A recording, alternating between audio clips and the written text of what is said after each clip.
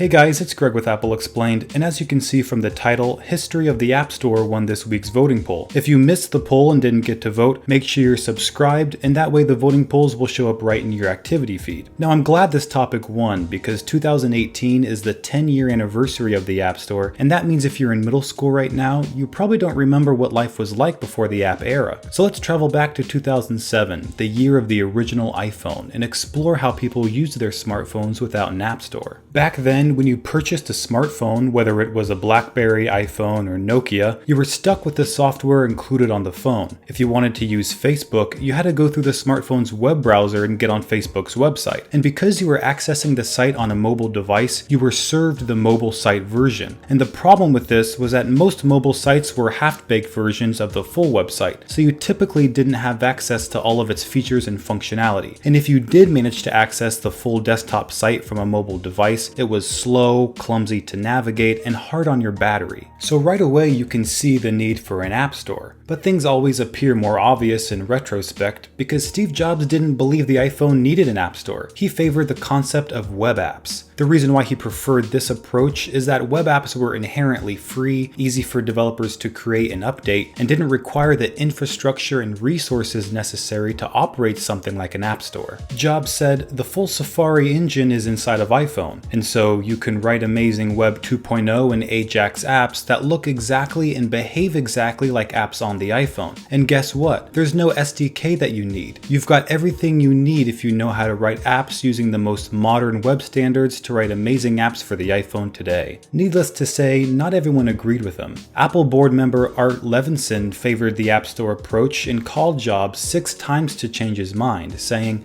Jobs at first quashed the discussion, partly because he felt his team didn't have the bandwidth to figure out all the complexities that would be involved in policing third-party app developers. And I think that was a very reasonable concern. After all, no one had ever made an app store for such a large platform like iOS before. This disagreement created a divide within Apple, Team Web Apps and Team App Store. Those who supported an app store argued that developers needed the ability to create native apps on iPhone since it came with so many benefits: great power management, offline access, optimized performance, ease of use, monetization opportunities, and a reason for customers to choose iPhone over its competitors. Needless to say, Jobs ended up getting his way, and at the 2007 Worldwide Developers Conference, Apple announced that iPhone would run web apps. But the news fell flat. Developers were frustrated that they couldn't create native apps for iPhone like they'd been doing with the Mac. It also left very little room for developers to monetize their web apps outside of ad revenue. And the features of their web apps would be limited to the capabilities of Web 2.0 instead of having access to native APIs in an iPhone software development kit. This disappointment sent a clear message to Jobs, and he responded later that year in an open letter that began, "Let me just say it. We want native third-party applications on the iPhone, and we plan to have an SDK in developers' hands in February. We are excited about creating a vibrant third-party developer community around the iPhone and enabling hundreds of new applications for our users." This change of heart was well received in the tech community, and customers became excited about the potential of native third-party apps. About 5 months later, Apple released the iPhone SDK to developers for a $99 annual fee. Developers praised the software development kit since they could build and test apps quickly and have access to some of the same APIs Apple used to build their apps.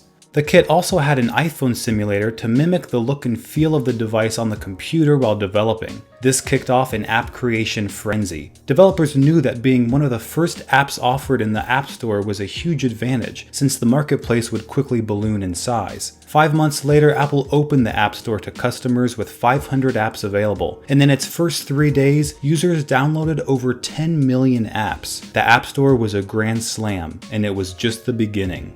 By the end of 2008, the App Store offered over 10,000 apps, and Apple released the top 10 paid and free apps of that year. The top 10 paid apps were Koi Pond, Texas Hold'em, Moto Chaser, Crash Bandicoot Nitro Kart 3D, Super Monkey Ball, Cro-Mag Rally, Enigmo, Pocket Guitar, Recorder, and iBeer. The top 10 free apps were Pandora Radio, Facebook, TapTap Revenge, Shazam, Labyrinth Lite, Remote, Google Earth, Lightsaber Unleashed, AIM, and Urban Spoon. If you were around for the release of the App Store, you were probably just hit with a bit of nostalgia.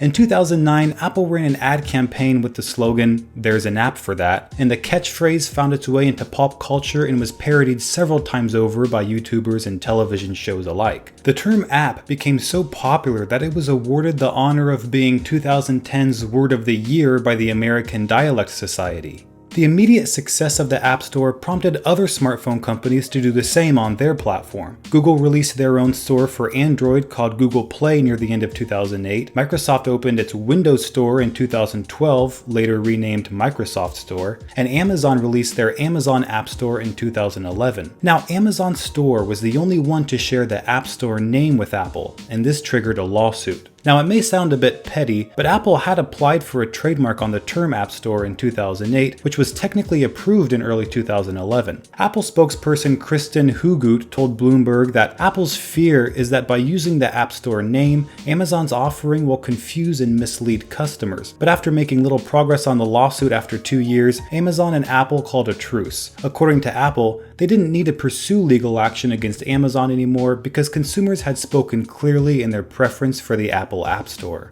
The App Store received its first small update in iOS 3, which introduced in-app purchases and push notifications for third-party apps. Now, the release of in-app purchases will probably go down as one of the most controversial features in App Store history. The announcement was huge for developers and led to a fundamental shift in the way applications were marketed and priced. Up until this point, developers of premium applications faced a major problem. They had no way of offering a watered-down version of a premium application for free that users could pay to unlock if they liked what they saw, a capability that was quite common on desktop software. This led to the creation of light versions of applications, which typically offered a reduced feature set and required users to buy an entirely new application to access its premium features, which obviously wasn't user-friendly. With in-app purchases, this was no longer a problem. Light versions of applications were removed entirely, and in its place, premium apps were offered for free with feature restrictions. If users wanted access to all the features down the road, they could easily purchase them from within the app.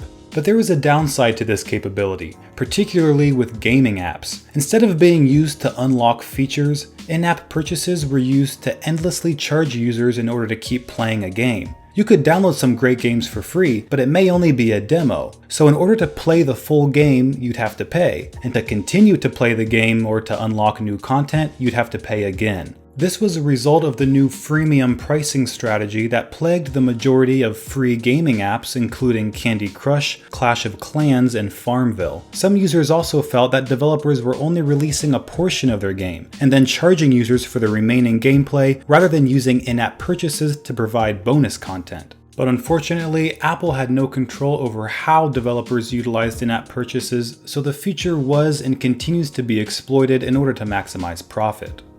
In iOS 4, Apple tried to help developers monetize their apps by introducing iAd. And this is where web apps snuck back into iOS, because when a user tapped on an iAd, it would fill the screen with a web-based interactive advertisement that could offer downloadable freebies like wallpapers, videos, and even apps without requiring a trip to the App Store. And when a user tapped the exit button, the ad would disappear from the screen and leave the user right where they left off. So throughout the entire process, you were never taken out of the app. This was in contrast with other ads which would rip users out of their app and take them to the web browser to display the advertising content. After 6 years of activity, Apple quietly discontinued the iAd app network in 2016 without any justification. The next update came in iOS 5 when the App Store was integrated within Game Center so users could easily find and buy new games. The App Store also received a new downloads section where you could see a list of apps you downloaded from any iOS device connected to your account. And the App Store got its first redesign in iOS 6 that included viewing app screenshots in full screen. Also, when you downloaded an app, it didn't redirect you to the home screen anymore, a helpful feature if you wanted to stay in the App Store to download multiple apps. In iOS 7, the App Store received many new capabilities, including a wish list, searching through previously downloaded apps, auto app updates, viewing popular apps based on location, and a new icon animation while downloading an app. And developers gained access to the new Healthkit API in iOS 8, which allowed them to link apps to a central database of a user's personal health data, with the user's permission. In iOS 10, developers could buy ad spots in the App Store's search results, similar to what we see with Google and Amazon. Apple also allowed developers to respond to user reviews of their app.